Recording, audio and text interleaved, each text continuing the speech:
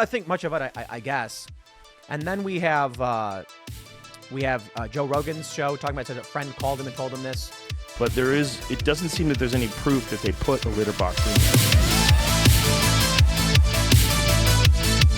We're protesting at a school in Utah over furries, people who dress up like cartoon animals in their school.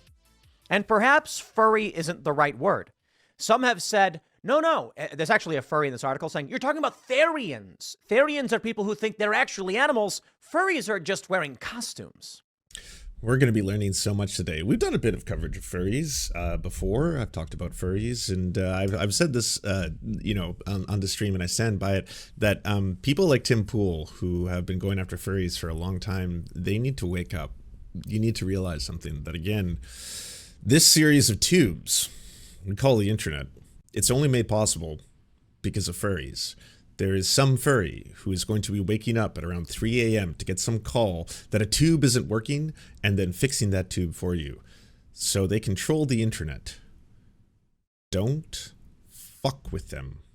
Do not fuck with them. Okay? It's a dangerous world you're entering here. Okay. In this video, the students say there are litter boxes in the bathrooms.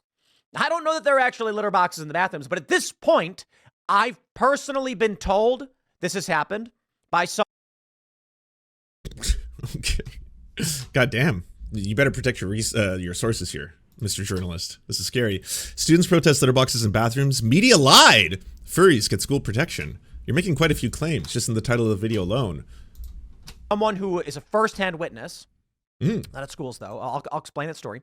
Joe Rogan said a friend told him that their kid's school did this. And recanted that. It said it wasn't true. It's like neat. He can just make it up. That's what it turned out to be. Joe Rogan afterwards was like, yeah, so my wife actually knows someone who knows about the litter boxes in the schools. And then it's neat because it did this whole Ouroboros of misinformation, because Libs of TikTok was like, Joe Rogan confirms litter box story is true. Joe Rogan actually originally got the whole litter box story from Libs of TikTok, falsely tweeting it out, and then it was thoroughly debunked, actually. The school district had to come forward and say, this is not actually policy, this is not actually happening. In fact, the photos that are circulating of kitty litter that are being shown in classrooms, that's to prepare in case that there is school shootings and students who are locked in rooms for their own safety might have to use the bathroom. That's what the pictures of kitty litter in the classrooms actually came from. We do not have students who identify as cats. We do not allow students who identify as cats to use litter boxes in the schools. None of that is true. It's all made up. And then Joe Rogan came out and was like, yeah, so it turned out that wasn't true. Which is, again, one of those ones where it's just like, oh, weird. Yeah, I mean, what, 11 million, 13 million people just listen to you fearmonger and lie and spread debunked conspiracy theories, and then afterwards just be like, oh, it turns out, yeah, I made it all up. Cool. Now we have students, several dozen, saying this happened. I do not believe there is an organized conspiracy theory. It's possible there are rumors. I can only say that for myself. But right, that you're validating, though, right? And now you're just adding parts that don't even have any basis in reality. Just now dozens of students have confirmed it. Who? Is it in this article? We're going to read the article, because I hope it's in here. Dozens of students disgusted at the use of litter boxes by students who identify as cats, pretending to be furries, and then that's why there was a walkout. When you have all these kids outside of the school saying, they did this, am I supposed to believe that these children organized a protest and agreed amongst themselves, conspired, as it were, to fabricate a claim about litter boxes in bathrooms? I think Occam's razor at this point just... But you don't get to do that, right? When you apply Occam's razor, you don't get to stack the deck in this way. And then, well, I mean, the simplest explanation in this, right? I'm going to point towards right here that this one in question, there's a lot more variables, you got to admit. Suggests schools have done this for people who identify as animals. And there's a difference between what we may be seeing with these students protesting furries and what furries actually are. And I will give respect to the furries in that regard. Oh. I'll clarify, too.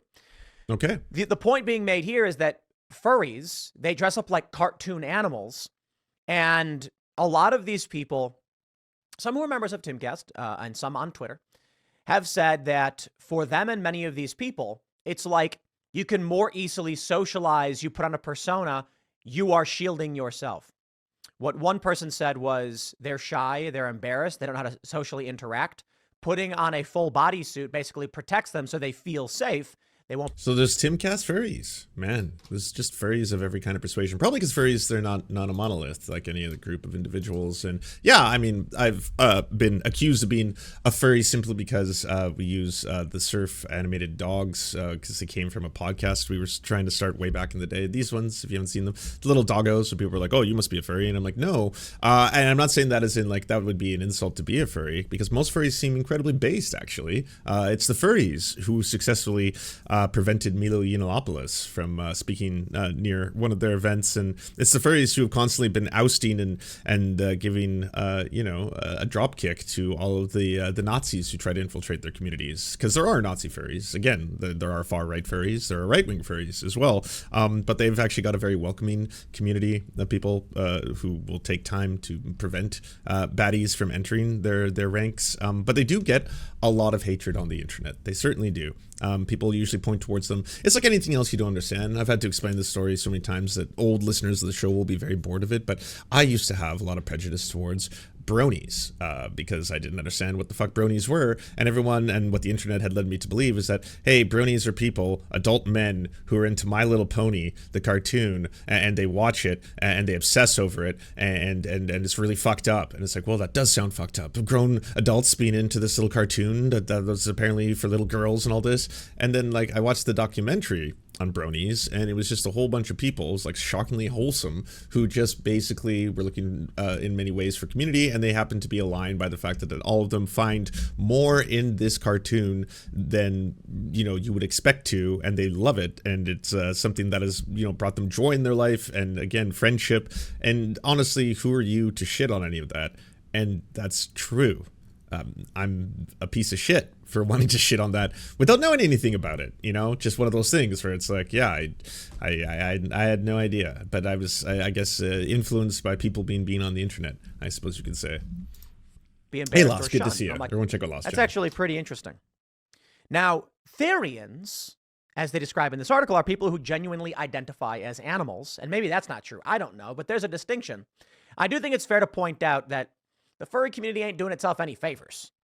There are certainly. I like how he was almost like trying to do this like pro furry position for the. I did not expect that. I did not expect to hear a pro furry position coming out of Tim Pool's mouth. But several people, fans of the show, that tried to point out that like maybe furries ain't so bad. Maybe we got furries wrong. Some people could. There's conservative furries too, right? There's probably like anarcho-capitalist furries, so libertarian furries even. Maybe hashtag not all furries. Essentially, that's what we got. But now Tim immediately after giving a little bit of like, okay, well maybe not all furries are bad. Some of them are just doing it because they enjoy that it allows them to portray something or someone else or be someone else or that kind of stuff. But the furries are not doing themselves any favors. All right, gotta say, those costumes. A lot of people who do think they're cartoon animals and want to be cartoon animals, excuse me, and probably would take. But like, I've never thought that. Even when I saw furry conventions before I knew what furries were, I was like, I don't think those are people who literally think that they're cartoon animals. It feels like people who like to play dress up. That's what it looks like. It looks like a lot of people who want to dress up as those cartoon animals. Not that they literally think that they become them, But I mean, what do I know? Dump a litter box, so. C'est la vie, I guess. This is where we're currently at. Adults participated in an hour-long walkout from Utah's Mount Nebo Middle School on Wednesday. The reason for the protest? Furries. A petition was started online on Sunday with an initial target of 500 signatures, a number of signatures that was reached by Wednesday, prompting the goal to increase to 1,000 signatures. The description of the petition said the administration of the school should more strictly enforce the school's district's dress code. Specifically, supporters of the petition are trying to get stronger enforcement for the following sections of the dress code: jewelry, accessories, tattoos, hair, facial hair, elements of a student's appearance that draw undue attention, distract, disrupt, or otherwise interfere with the learning atmosphere at the school, school activities and events, or that create a health, safety, or welfare issue are prohibited. What is a furry? Furry is a fandom. A furry named Strudel told ABC4, "We don't think that we're animals. According to WebMD, a furry is someone who has an interest in animal with human qualities, and someone," according to WebMD, "and who sometimes dresses up as a cartoon-like version of an animal. I really like the idea of animals that walk and talk, so I'm going to dress up like one as kind of a fun sort of cosplay thing." This, as the first-hand account from an actual furry, insofar as the article is being honest here, is what I've always assumed, right? Of the kind of, I think if someone thinks that they are a literal animal, that they would say that, or they would add that to part of, you know, the culture. Strudel said that there's a difference between furries and a group that call themselves Therians, who believe that on some level they are an animal. WebMD, once again, said people are often interested in becoming furries to find a sense of community, though some of the drawbacks that they may face are negative stereotypes and social stigmas. A lot of the information that's been put out there is completely incorrect and inaccurate. The school district public information officer, Seth Sorensen, told ABC, while Sorensen said there has been issues with harassment or student making others feel uncomfortable and unsafe, he says the other claims online are false. The administration at the school addresses that the entire student body, they sent out a couple of emails. Some of these emails were misinterpreted, and parents took to online formats to voice their concerns and questions. Sorensen said students were not dressing up as cats or dogs, and because there is a dress code in place, he doesn't think videos that have been shared online are from their school. Sorensen emphasized that the main goal of the district is an open communication and student safety. Today we had some students and parents to choose to exercise their right to assemble and do a little protest for what they perceived was something that was happening in the school. It's not actually something that has been occurring. He said the reports of the students dressed as animals are a little bit inaccurate, saying students wearing headbands with ears are similar to students wearing bows and sports jerseys. Oh, so some students wore cat ears and those were considered furries.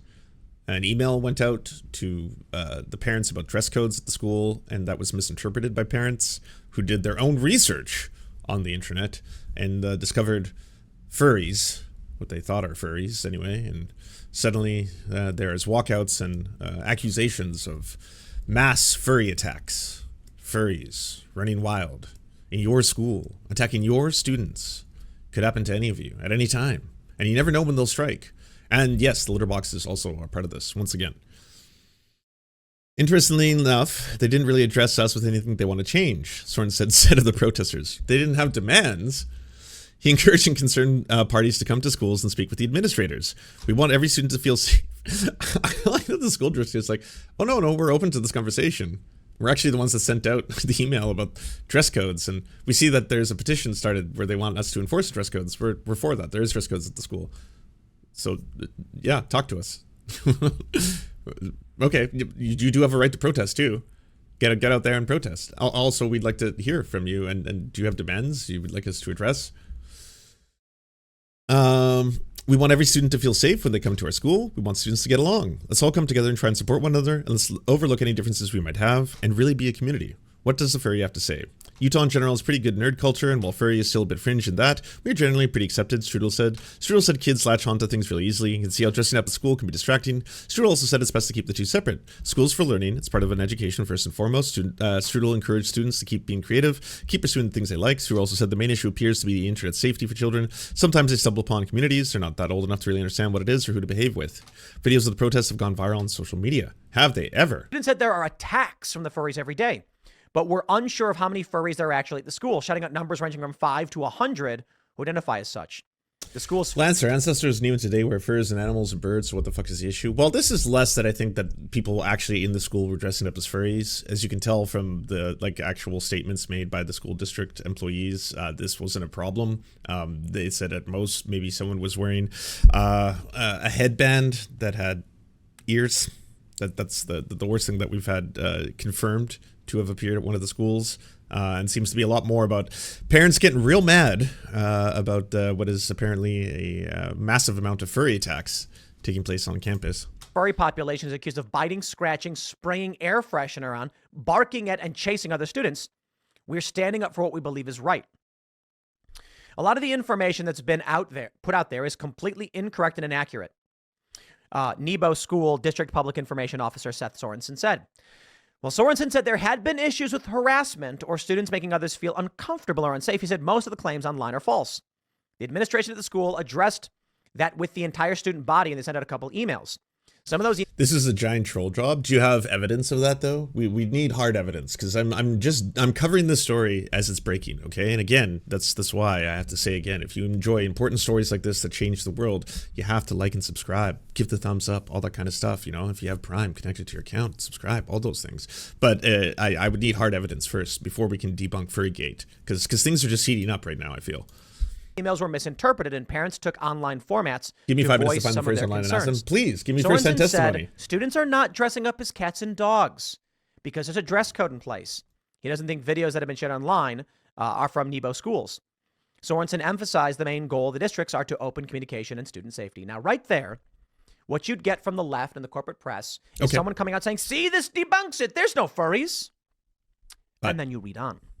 Oh. Quote, today we had some students and parents. Oh, are you going to take the headband as proof of furries now? Choose to exercise their right to assemble and do a little protest for what they perceived as something that was happening at the school. It actually is not something that's been occurring. He said the reports of students dressing as animals are a little bit inaccurate, saying students are wearing headbands with ears, saying students wearing headbands with ears are similar to wearing bows in sports jerseys.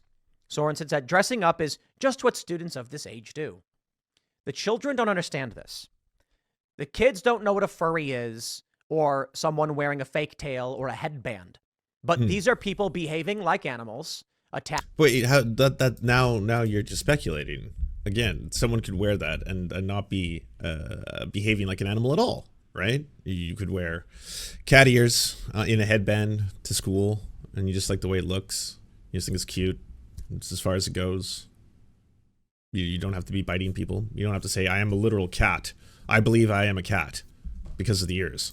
Attacking other students, and it is very clear from this that the leadership of the school is dismissive of this. And all of the students are saying there's litter box.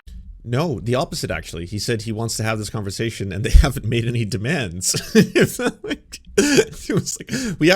we are for enforcing the dress code and we're completely fine with that. It's unusual how they haven't. It's just more kind of feels, yeah, we'll just let it fly. Is in the bathroom. Are they making that up? Interestingly enough, they didn't really address us with anything they want to change, Sorensen said. He encouraged concerned parties to come. Okay, you just said it out loud. Did that process? Did that sentence go into your mind? And did you think about it? And then what the words in that combination mean? As in, he's not shutting this down. He's not like, no one is to speak of this. We must silence this. No one can know about the furries. Come to the schools and speak with administrators. We want every student to feel safe when they come to school, blah, blah, blah, blah.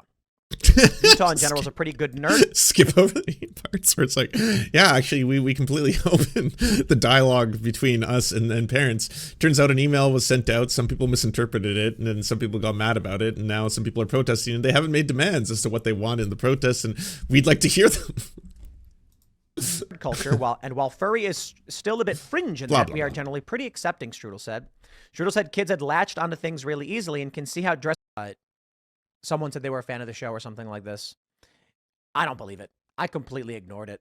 I don't know. I didn't really think much of it, I guess. And then we have Joe Rogan's show talking about, says a friend called him and told him this. Yeah, he walked that back. Not true. It's an internet rumor. So I contacted him again and I said, tell me exactly what she said and contact her and find out. She no longer works for that school. She works for another school. She contacted the other school. She didn't get a response. I don't think they actually did it. I think there was discussions about doing it because there was one particularly wacky mother, but it doesn't seem that there's any proof that they put a litter box in there. Colorado Congressman Lauren Boebert and the Minnesota Republican gubernatorial candidate Scott Jensen all swore they had heard stories of schools across the U.S. changing their bathroom policies to accommodate wannabe felines. But an NBC News investigation determined that this was untrue. The furries in kindergarten myth was repeated by at least 20 candidates and officials this year. The report found, but none of the school districts mentioned actually offering litter boxes for student use. Though officials in Colorado Jefferson County School District said in 2017 they did keep litter in closets as an emergency go bucket in the event that a student needed to relieve themselves while in an emergency lockdown, aka for a school shooter. But the story still spread. Erica McIntrevino, professor at the American University School of Communication, explained to The Guardian why she believed these rumors were catnip to some parents. This story put together a few things that some people believe are already true. That people's assertions of identity, especially for children, are out of control, and that our schools are out of control for allowing it. It fits very well with the same people's prior beliefs that they don't have to fact check because it's right in line with what they believe. Joan Donovan, research director at Harvard Kennedy's Shorenstein Center on Media, Politics, and Public Policy, added the fake story gained traction because it allows politicians to dog whistle their transphobia without having to say the quiet part out loud. Cowards. What was once transphobic joke about what's next, kids identifying as cats, became a soft target for hoaxers who knew audiences were already primed to believe outrageous things. Rogan originally referenced the story on air with former Hawaii Representative Tulsi Gabbard as a blind item revealed by a friend's wife. This woman was supposedly a teacher at the school that offered litter boxes in the girls' restroom alongside toilets. Then came the backtrack. Quote, the kitty litter boxes is a weird one. The X-Fear Factor host admitted on his widely popular podcast, The Joe Rogan Experience. I fed into that and let me I should probably clarify that a bit. Rogan explained that the friend's wife now taught at another school and that he could not verify that her previous job had litter boxes. I don't think they actually did it, he said. Such a fucking also cowardly way of being like, oh, I may have spread this kind of, fear-mongering story to a lot of people and got them all really afraid. And now to this day, because this is a brand new story, they're still referencing it. The damage is done. You know how yesterday Ed Zitron was talking about how the right has a massive advantage when it comes to this kind of stuff, because for the most part, not only do they not have to do research or do their due diligence afterwards when they falsely report on a story, but outside of, lawsuits in the United States, like civil lawsuits for people spreading defamation, libel, that kind of stuff, they have no accountability whatsoever. They never retract stories. They never apologize. They never take stories down. They never say, oh, well, I have to add a correction, or hey, by the way, the fact that I spent an entire week doing fear mongering over the story, it turns out it's 100% falsifiable. And there's a big difference between, at the end of the day, yes, Tim Pool shows an opinion piece, and as an opinion piece, he may, as he's trying to figure out things, go along with them. But when you have stories that are not only completely falsifiable, say for example, the one that he's being sued for right now, where someone was misidentified, where you are falsely accusing another person who had nothing to do with the story at all. This was a 22-year-old Jewish student who was falsely accused of being a neo-Nazi because he looked like someone else looked like in a picture and shared the same last name. And so obviously this can have detrimental effects to him, as all the fans of Steven Crowder and Tim Pool and InfoWars start, harassing him and his family, saying, oh, you're a CIA op, blah, blah, blah, you're actually Jewish, but you're pretending to be a neo-Nazi because the big government is trying to do this, and you're not actually blah, blah, blah, and you're also the mass shooter, and all these kind of things like that. It can have devastating effects. But there is no retractions. There is no deletions. There is no... So, by the way, Joe Rogan, I know I said that Joe Rogan actually confirmed the kitty litter box story was true. It turns out that he actually confirmed that it's not true and that he made it all up. That's actually a matter of public record because he said that out loud on his podcast. That's the real story. But Tim Pool doesn't have to do that. In fact, even if you point these things out, they don't budge. They rarely move on it. You can retweet or quote tweet or put videos of their hypocrisy, of their call outs of them saying the exact opposite thing, and none of that matters, right? It's just like, whatever. Media Matters is going to have a day with this. NBC News, the conspiracy theorists think that Joe Rogan, the GOP, hotel staff, comedians, all made this up. Perhaps there is a mass formation psychosis where everyone hears it and then just believes it. NBC News. They wrote this in 2022. Wednesday quickly spread in conservative social media circles with posts claiming the students were protesting because the district was allowing student furries to, quote, terrorize other students. Conservative radio host Adam Bartholomew, who shared the video of his walkout on X, wrote in the post that the students who organized the protest told him student furries were biting, scratching, and spraying human repellent at other students. Sorry, they weren't spraying them with watermelon, so they were spraying them with cat piss. And when a student retaliates, they are the one who gets suspended for fighting the furries, who keep spraying us. Nebo School District spokesperson Seth Sorensen said the claim was false. He also said the students at the middle school are not wearing full-body animal costumes to class, as, quote, furries, part of a subculture of people who sometimes dress up like animal characters but act like humans, are known to do. But around 4 p.m. on Wednesday, Bartholomew's video and claims have been picked up and spread by libs at TikTok. So that's how it went. It went from there to libs at TikTok to Tim Pool. Now it's going to go all the way all over the place and probably end up on Fox News pretty shortly. Bartholomew's video and claims have been picked up and spread by libs at TikTok, an account on X that shares anti-LGBTQ plus posts and clips geared at generating right-wing outrage. Bartholomew is married to Carrie Bartholomew, who's running as a far-right candidate in the Utah State Education Board District 13. Students claim that the furries bite them, bark at them, and pounce on them without repercussion, libs at TikTok read. However, if they defend themselves in any way, they get in trouble. Dismissing those claims, Sorensen said Wednesday protests seemed to be organized after a district message sent to families last week was misinterpreted. The message was sent after a group of students who had been targeting other groups of students, saying things like, quote, they were overheard by others that the administration felt they were inappropriate and shouldn't be said, Sorensen said. The group of students being targeted, he added, were students who sometimes come to school wearing headbands that may have ears on them. He said he doesn't think the targeted students necessarily refer to themselves as furries. These are pretty young kids, he said. You'll have students that show up with headbands and giant bows, and you'll have students that show up with dresses as their favorite basketball player or a baseball player. That's just what kids this age do. The school sent a message to families last week after word of the school's intentions with the students made comments spread. A copy of the message was immediately provided to the Salt Lake Tribune on Wednesday afternoon because Sorensen said the campus and his staff had since dismissed for the day that he didn't have a copy on hand. But Sorensen said he thinks some of the parents misinterpreted the note, incorrectly taking it as a message that the school was, quote, taking the side of a single group, saying, we want you to be kind to this group, but they don't have to be kind to anyone else. Nobody was taking the side of one group or another, he said. What we were saying is everyone needs to treat everyone else with respect. Controversial. It seems like a controversial statement here. Spicy. Sorensen said some upset parents took to social media instead of discussing the issue with the school district. On Sunday, Change.org petition was created titled Students for Humans at School, Not Animals, aka Furries, demanding that the district enforce its dress code. The online petition garnered more than 600 signatures as of Wednesday afternoon. The student protest came together Wednesday after some parents pulled their children from school. Moving forward, some parents pulled their children from school, but in the video when he was interviewing them, it's like, are your parents going to be okay with this? Then they were like, we don't care. We have to do this. What happened is an email went out saying that please be kind to everybody, even people who wear bows or headbands or cat ears at school. And somehow this was interpreted and reversed into we're taking the side of the furries, and everyone who doesn't agree with furry supremacy in our new furry dictatorship will bow before us. And so some parents got mad, pulled their students from school. The students were protesting outside where this person whose wife is also running in the next election for the school district filmed the students, and that's where we get this testimony from. So stories starting to come together bit by bit, piece by piece, fur by fur. We hope that rather than parents just reaching out on social media and posting, that they'll actually reach out to the school and have conversations, Sorensen said, adding that the district would love nothing more than to engage in those conversations and find solutions that will make everybody happy. They say during a legislative hearing in Tennessee, 2 Republican lawmakers discussed the growing crisis of public schools providing litter boxes for children who identify as cats, claimed it was happening across the state. Now, why would they claim that? Perhaps because students were telling them this. At least 20 conservative candidates and elected officials have claimed this year that K-12 schools are placing litter boxes on campus or making other accommodations for students who identify as cats, according to an NBC News review of public statements. Every school district that has been named by those 20 politicians said either to NBC News or public statements the claims are untrue. There is no evidence that any school has deployed litter boxes for students to use because they identify as cats. There is evidence. It's called circumstantial witness testimony. It's called students saying it did happen. Now, to say there's no evidence is a lie. But NBC News they lie all the time. So there's even articles on this, like it's got its own Wikipedia section.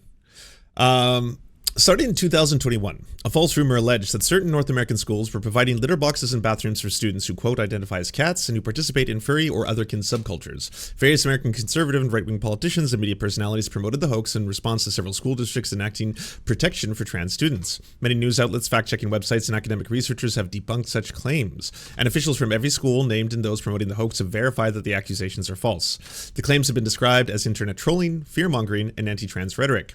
The hoax was reported by Prince Edward Island in October 2021, initially thought to be a joke, but some formally disavowed the misinformation circulating on social media. Rumors spread to other Canadian provinces and schools. In the U.S., popular media coverage of the hoax originally revolved around a school in Michigan in December 2021, but spread to schools in several other states. Ahead of 2022 elections, several prominent American politicians and media personalities spread the hoax, including Representative Marjorie Taylor Greene and Lone Boebert. Minnesota Republican gubernatorial candidate Scott Jensen, Colorado Republican gubernatorial nominee Heidi Ganahl, retired brigadier general, and New Hampshire Republican U.S. Senator Don Bolduc. Podcast host Joe Rogan, who later clarified there was no proof that they put a litter box in the particular school. Hi, Right Check lives a TikTok, who then used his own, now debunked by himself, claims to verify the own claims that she had made that he was originally using as a jump-off point. Again, the Ouroboros of misinformation here. United States garnered media attention, online rumors spread. And by the way, this is just exactly what Tim Pool's been doing for a very long time. He's kind of been in like the human centipede of misinformation, a very important piece where you have basically things that start on r/poll on 4chan, some subreddits that still aren't banned, and they can be 100% made up fictional things that have a couple screenshots that you're supposed to use, whether or not that's how about the outrage over Kinked Pride, right? That again is one of those things that starts in 4chan forums. Here's a couple pictures. These pictures show men in dog suits talking to a little girl. Make sure you use that picture when you post it. Make sure you say, look what they did, you let this happen. Use all caps laughs when you say you let this happen, tweet this out a lot, looks really outrageous, and then a couple people on the right do it, and then one or two people who are also on the right but like to say that they're not will see it and then be like, holy shit, okay, fine, the left has gone too far. As a progressive, I gotta say this is completely unacceptable.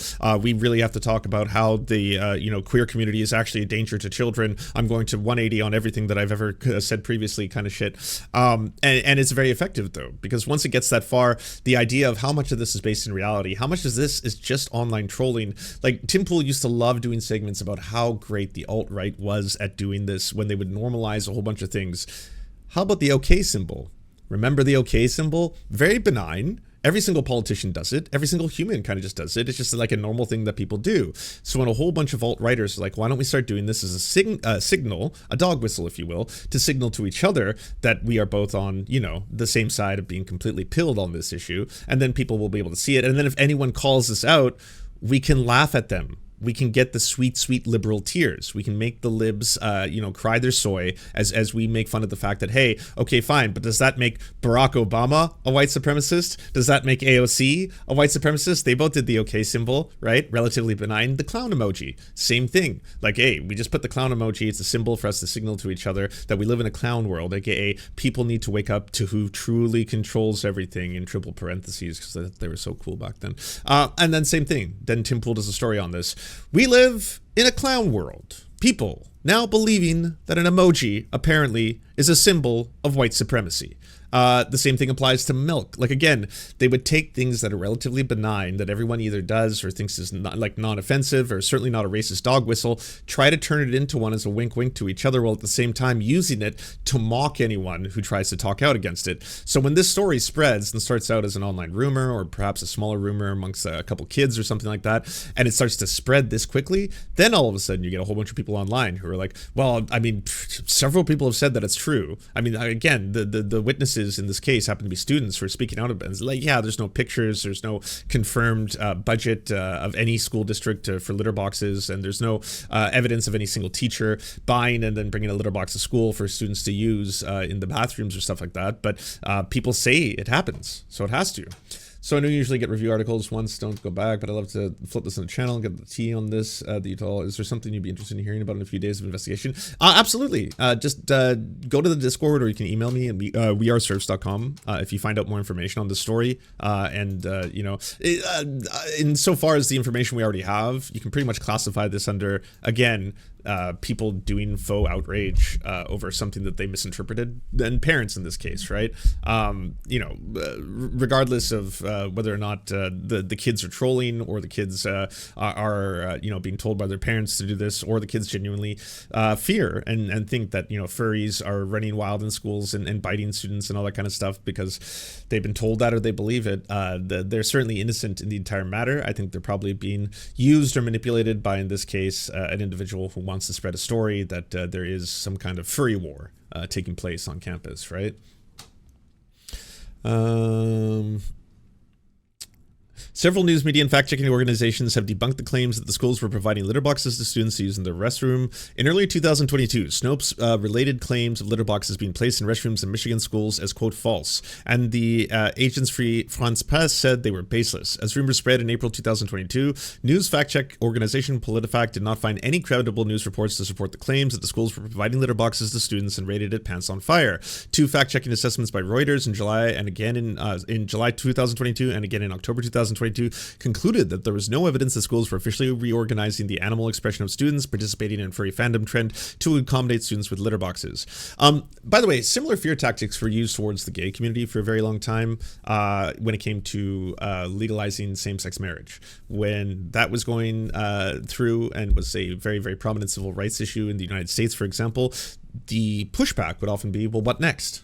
Slippery slope fallacy, right? If you're going to marry another man, can you marry anything? Can I marry a cow? Can I marry a chair? Can I marry my computer? Please let me marry my computer. What do they want next? What's going to come after this? What wild demands is the LGBTQ plus community going to make? You say this is about civil rights and having equal access and opportunity to things like love, but I have to ask you, then what say you if the gays suddenly decide that they love trees Can they marry trees? You know, there's literal tree huggers. So what we have just a whole bunch of dudes fucking trees? Is that what you're going to allow? And again, it sounds completely ridiculous in hindsight to hear that kind of stuff, because it's like, no, it's about people wanting to marry people. Why can't certain people marry other people? That's what this has always been about. Why are you making it weird? But in this case, it's like, yeah, so there are students who are allowed to identify as either a boy or a girl, or neither, apparently. And in things, you think that's wild. It's gone even further. Students are allowed to identify as literal cats. They're allowed to identify as cats, show up to school as cats. You have to say meow meow to them and make sure you give them nice pets. And then they are allowed to go to the bathroom in litter boxes. And it's a real thing that's happening. And this, again, is just part of this whole gender ideology gone wild. This is where they were naturally leading to. And, you know, this part probably sounds super easy and silly to everyone. So a lot of people are going to get real mad and upset about it. And yeah, I guess we should basically just end trans rights, because this, right? It's happening. There was no evidence the schools were officially recognizing the animal expression of students. According to an NBC News analysis by mid-October 2022, at least 20 conservative candidates and elected officials have asserted the elementary schools were providing litter boxes or other accommodations for students who identify as cats. Every school district named such claims were false. A review of the rumors by center-right Newsright, The Bulwark, reached a similar conclusion to NBC News, referred to the hoax as Furrygate. Center-right news website The Bulwark also debunked this one? Oh, wow. That's not good, Tim. Furrygate, a litter box of lies. A friend's wife, CrossFit trainer's mom, saw a post on Facebook group about kids identifying as cats and using litter boxes at school. Wait, apparent widespread belief that children are identifying as cats in school. CrossFit trainers now grow to the woke, critical race theorizing, trans groomer ideology that has invaded American classrooms. This is not a pinko communist website, as you can probably tell, okay? But if even this right-wing, center-right publication is capable of debunking this, how come the rest of them aren't? During that fateful focus group, Stacy from Wisconsin was the first to raise the issue. It wasn't just a random rumor floating. Once I had heard it, I noticed a furry panic popping up everywhere. First was my brother, who works at a school in Colorado. He regaled me with the story of a recent function where multiple moms mentioned the proliferation of furries in school, the grim news that some teachers were putting litter boxes in classrooms. Then it was Heidi Ganal, the Republican gubernatorial candidate in Colorado, collecting and distributing photos of children who identified as furries. Are you ready for this? He begins. My friend, his wife is a school teacher, and she works at a school that had to... Oh, this is Joe Rogan, I'm guessing, right? Yeah. Are you ready for this? My wife, his wife is a school teacher, and she works at a school that had to install a litter box in this girl's room because there's a girl who is a furry who identifies as an animal, and her mother badgered the school until they agreed to put litter boxes in one of the stalls. It's bananas, said Joe Rogan. Tulsi concurs. It is. It's absolutely insane. So insane that it makes one wonder, is it actually true? If it is, why does every litterbox story seem to be sourced by a friend's wife's CrossFit trainer's mom? Shouldn't there be photo evidence or primary source documentation of the stench that curls toes? Our friends at NBC News looked into the matter recently and came up empty. But is it possible they are corrupted as part of a big mascot? We need to get to the bottom of this. My research began in my home city, Colorado. We sourced the concerns to a Facebook group called Jeffco Kids First. The group was first formed out of frustration with the country's pandemic policies, but as schools returned to business as usual, the page's agita turned to furry menaces. A leading voice in the group told parents to empower their children to find furries, kids who dress up as animals, accessories, and to record them. If any of your kids would be willing to record anonymous audio of their experiences with furries, hissing, barking, clawing, chasing, and how it affects their school day, please send or let me know ASAP. I have to admit that I find it rather odd that people who are concerned about parents' rights and grooming in schools are also encouraging surreptitious recordings of children without their parents' consent, but this does not seem to faze one prominent member of the group, Heidi Ganal. Here she is posting about this issue as being raised by Jeffco Kids First. Boy, Jeffco Kids First is such an impactful and amazing community, and I've gotten to know a lot of you over the past couple of years. You are warriors fighting for our kids every day in the classroom and in school. I want to be a voice for all of you. After this post was floating around rumors of furries in schools, citing Jeffrey County District. The evidence for the claims remained fuzzy at best, but Jeffco Kids' first page cited videos on TikTok where kids appear to be wearing cat ears and tails. One review of the app suggested using search terms that did not reveal any litter boxes in classrooms or soon providing cat/kitten as their pronouns, though it does seem to uncover a few kids dressed as a mouse. Hoping to get additional evidence, the Bulwark asked Ganal to campaign to share the clandestine photos of the candidate claimed to have acquired of student furries. By the time of the publication, we haven't received a response. But we did have some contrary evidence. The school district in question provided this quote: Jeffco Public School has district policy. What is it? appropriate dress code. If clothing is disruptive, district policy and the principal power in place to put restrictions on it. This would include dressing kids in costumes. We do not have letterbox in schools. So not the only district to say that. He stepped out as a furry tale in school, blah, blah, blah. While we couldn't corroborate an anonymous tail stomping incident, the broader tale of the woe at the Wolverine State stemmed originally from a tweet from the notorious reliable Libs of TikTok account. Libs of TikTok tweeted a school board meeting where the parents claimed at least one of our schools in town has a unisex bathroom, a litter box for kids that identify as cats. The parents then promised to do some investigation into that. They subsequently tweeted the name of the school. The result was a firestorm, during which the co-chair of the Michigan GOP reposted, "Parents heroes will take back our schools from cat children." The brouhaha reached such a fever pitch that the school district had to look into the matter. The resulting was ML Live, including a very alarming photo. And yet, despite the report of one parent and a lonely litter box pictured above it turns out that once again the claims were unfounded. In an email from student to parents, the superintendent said, "It is unconscionable that this afternoon I'm sending this communication. However, Midland PS stakeholders may have confused about a false message accusation that has resurfaced this week and is gaining traction on social media. Let me be clear, there is no truth whatsoever to this false statement and accusation. There has never been a litter box within the MPS school." So my search continued. Wow, this is pretty damn thorough. Stories the same in New York, Iowa, Oregon, elsewhere. There are lots of accounts from people's friends' uncles' kids. There is no, zero, zilch, zip, nada actual evidence of purring while pooping, and yet the howling continues. The latest little paw sighting happened last week in Illinois. Rumors happened to students supposedly demanding litter boxes as a special accommodation that most recently floated around Red Bud High School. Superintendent Brian Chiron raised the obvious objection with the litter box on band legend. Obviously, everyone except Joe Rogan, Tulsi Gabbard, Lowen Boebert, multiple other Republicans. I assured them that no, there's no such thing going on, nor would I be up to code. So, the same pattern seems to keep happening over and over and over again. It seems like every single time this happens in a different school district, we have a whole bunch of parents in online Facebook groups who are getting very mad about an issue that doesn't occur inside the schools, but then making posts about it. And then there are people coming out saying, "Oh yeah, I heard from so-and-so that this is definitely happening."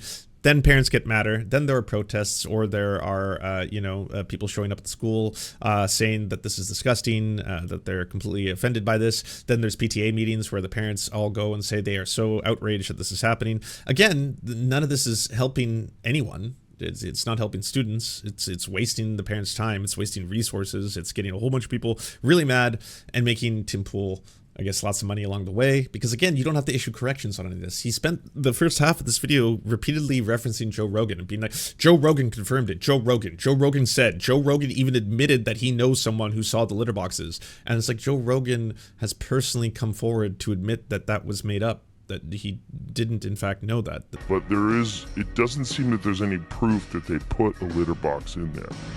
Howdy everybody. I just wanted to let you know that for the cost of a cup of coffee, you can unlock bonus uncensored episodes of Mind Explosions by going to patreon.com/theserfs. Our videos couldn't exist without your support, and all our content is released early to our Patreon subscribers, as well as a ton of extra content you can't get anywhere else. Please like, subscribe, and thumbs up this channel, and if you're feeling extra perky, share it anywhere you think people would like to see or learn from our videos. Thank you so much for watching, everybody. We first want to give a shout out to everyone who makes this show possible. This program is produced thanks to the generous support of our Patreon supporters: Anna Loves Riley, Arian McCarthy, Cheryl Alvarez, Comrade Junkie, Doug Caddy, Everything Important, Hagbar Celine, Jimmy Sombrero, Multimondi, Omni, Peanut Butter Blondie, Political Poppy, Preston Kroll, Quiet 185, Richard Bomey, Riley and Anna, Roller Dragon, Ruby, Cernicus, Stellar Gwyn, Sebastian Demmel, Travis McClinton, and Words Greenwood, as well as every other person you see on the screen right now. This show would not be possible without them. And if you want to join these wonderful people who make this entire program possible, simply go to patreon.com/theserfs and you can unlock uncensored and bonus episodes and, help us exist.